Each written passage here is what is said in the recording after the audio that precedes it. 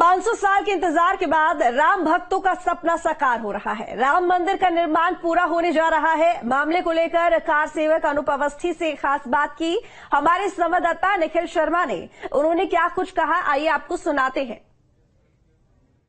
500 साल के लंबे इंतजार के बाद अयोध्या में राम मंदिर का निर्माण हो रहा है। 22 जनवरी को प्राण प्रतिष्ठा होनी है, लेकिन इन 500 सालों में बहुत बड़ा संघर्ष राम मंदिर को लेकर हुआ। बड़े बड़े आंदोलन हुए, कार सेवकों पर गोली चली।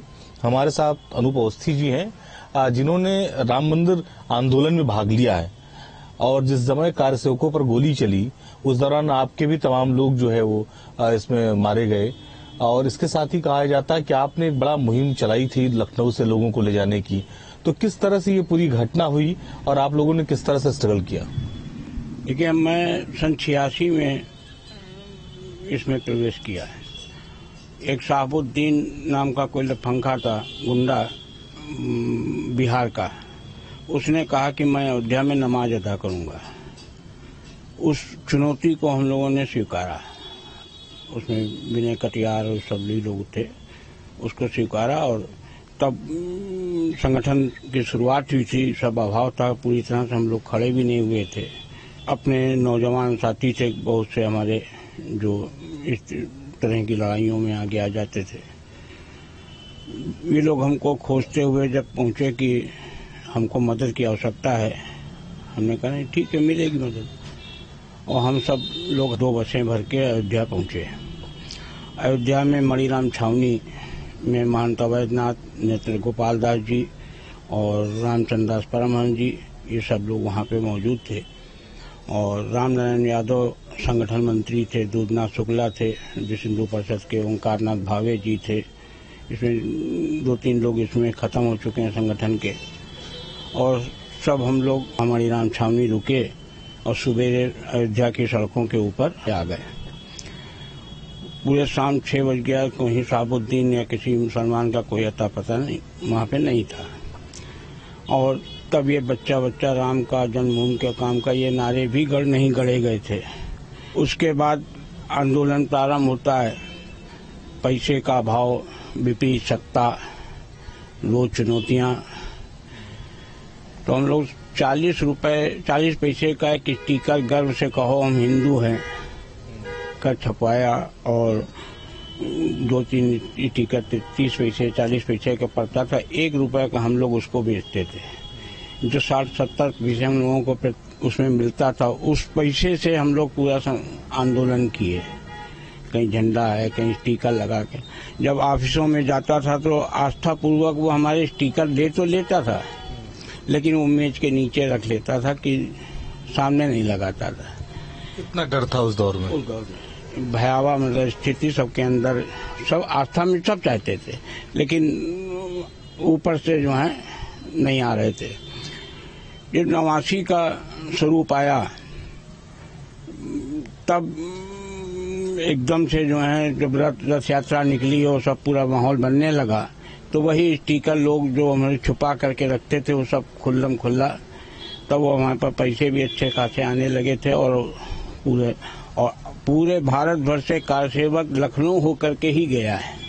लखनऊ की धरती के नौजवानों का बहुत बड़ा योगदान है। सारे बजरंग दल के लड़कों का बहुत बड़ा, सबका भोजन कराना, सबको ठहराना, फिर सबकी आगे जाने की व्यवस्था कराना और इस सत्ता से बचा के उनको रखना कि कहीं गिरफ्तारी ना हो जाए, कहीं कोई चोट ना पहुंच जाए। तो वह उस समय का रात को रात, दिन को दिन न समझ करके समर्पित भाव से लखनऊ के कार्यकर्ताओं ने काम किया है। वो अद्वितीय काम है। एक उसी बीच सांप्रदायिकता का भी हम लोगों के ऊपर मरा गया कि सांप्रदायिक करके। तो एक गंगा प्रसाद मेमोरियल हॉल में हमने उस समय कार्यक्रम किया, सांप्रदायिकता क्या और सांप्रदायिक कौन। नाग पंचमी का दिन था और सब प्रशासन बड़ी मुश्किल से अनुमति मिली थी हॉल के अंदर करने की। और हमने सब व्यवस्था बना ली थी। चारों तरफ झंडे वाले पार्क के उधर उधर सब माइक लगवा करके, खाली लीड में तार जोड़ना था उसको। और पूरा हॉल खचाखच भरा, सारा झंडे वाले पार्क के चारों तरफ आदमी पट गया। और उसमें महंत अवैधनाथ जी मुख्य अतिथि थे हमारे। कल्याण सिंह और कलराज मिश्रा, श्री चंद दीक्षित, मतलब और सभी पंथों के लोगों को हमने उसमें बुलाया था। बल्लाद मधोक जी भी थे और उसमें कहा था कि सांप्रदायिकता क्या और सांप्रदायिक कौन। और नाग पंचमी का दिन था तो एक बैनर टांगा था, नाग पंचमी के पावन पर्व पर आओ कम्युनिस्टों दूध पियो। तो उस पर रेखा गुप्ता सिटी मजिस्ट्रेट थी उस समय, तो उन्होंने कहा कि ये हटाओ बैनर। हमने कहा सब लोग दूध पी रहे हैं। ये कढ़ाव था, कढ़ाव में दूध भरा था और भट्टी जल रही थी। हमने कहा भाई दूध पी रहे हैं, किसी को आपत्ति नहीं, आपको क्या आपत्ति है। उसके बाद जो है जब वीपी सिंह की सरकार आ गई, अशोक जी ने वीपी सिंह को 4 माह का समय लिया। वीपी सिंह ने 4 माह का मोहलत उनसे मांगी, उन्होंने दे दिया। हमने कहा आंदोलन इतना प्रबल है, इतना पीक पे है, नौजवानों को 4 महीने अगर हम बैठाल दें तो फिर से खड़ा करना और फिर से उठाना बड़ा मुश्किल काम हो जाता है। मंदिर के प्रति आस्था थी, जो जोश था, जो कुछ कर गुजरने की जो मन में लालसा थी, वो धीमी पड़ जाती। इसलिए आंदोलन में कोई कमी न रह जाए, उसकी गति धीमी न पड़े। गति धीमी न पड़े तो उसमें हम कहीं क्या किया जाए। तो हमने कहा सरकार जगाओ घंटा बजाओ, एक कार्यक्रम हमने निर्धारित किया। ठीक है करो इसको। तो मुलायम सिंह की सरकार थी, विधानसभा के बाहर हम लोग पहले महीने खड़े होकर के एक मुलायम सिंह होशियार, वीपी सिंह होशियार, 4 माह में 1 माह पूरा हुआ, फिर ना कहना समाचार नहीं दिया। और 1, 2, 3 करके 30 घंटे बजाए, झोला में संग घंटा घड़ियाल सब रखा। चौथे महीने जून का महीना था तो 5 या 6 जून को जो है शिवाजी जयंती पड़ी। तो हम लोग यहीं मॉडल हाउस आरएसएस का कार्यालय है संघ का, वहाँ से शिवाजी जयंती मनाने के लिए बटलर पार्क, ये केसरबाग बारादरी के बगल में, तो हम सब इकट्ठा होकर के यहाँ से शिवाजी की इसी लाटू रोड से होते हुए वहाँ गए। तो केसरबाग चौराहे को उन्होंने छावनी में तब्दील कर लिया मुलायम सिंह ने।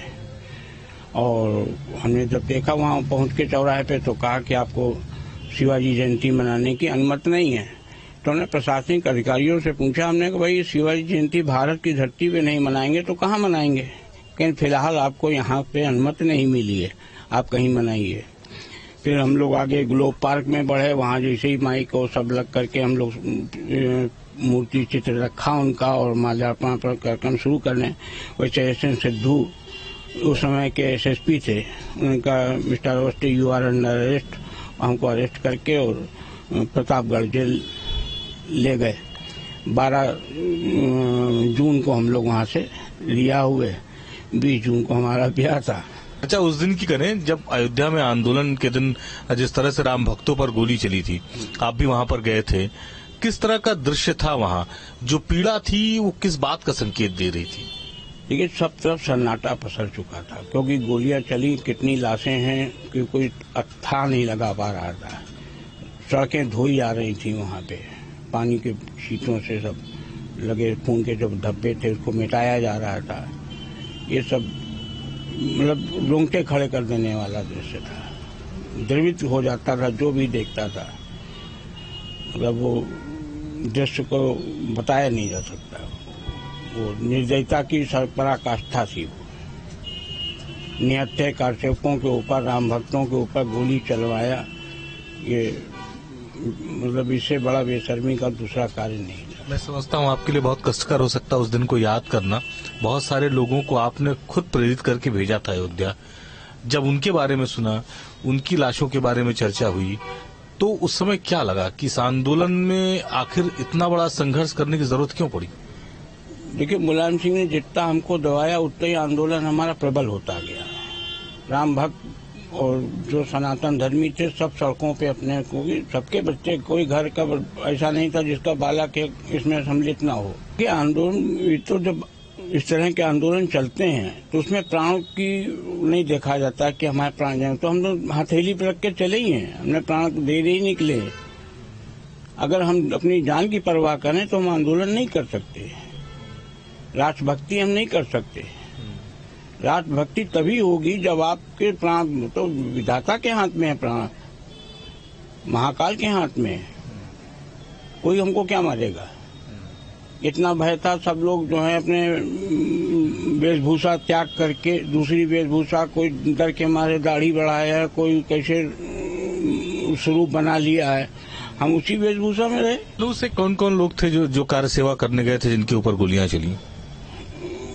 उनके ऊपर नहीं चली, ज्यादातर हम लोग सब जो है, भाई लखनऊ तो सब सचेत रहता, तो बाहर से आता था, गांव देहात का है, उसका पता नहीं है, उसने कभी यहाँ क्षेत्र देखा नहीं है। ज्यादातर जो है हमारे गुजरात के कोठारी बंधु थे, चले गए, भाई उनको लखनऊ इधर का आसपास का एरिया तो नहीं मालूम है, और यहाँ का जो आदमी है उसको सब अवगत है, तो ज्यादातर सब उधरी के बाहर के लोग हैं। जब आप अयोध्या पहुंचे और कार सेवकों पर गोली चल चुकी थी और आप बता रहे हैं सड़कों की धुलाई की जा रही थी, उसके बाद वहाँ क्या हुआ? क्योंकि आप कुछ देर रुके होंगे वहाँ पर।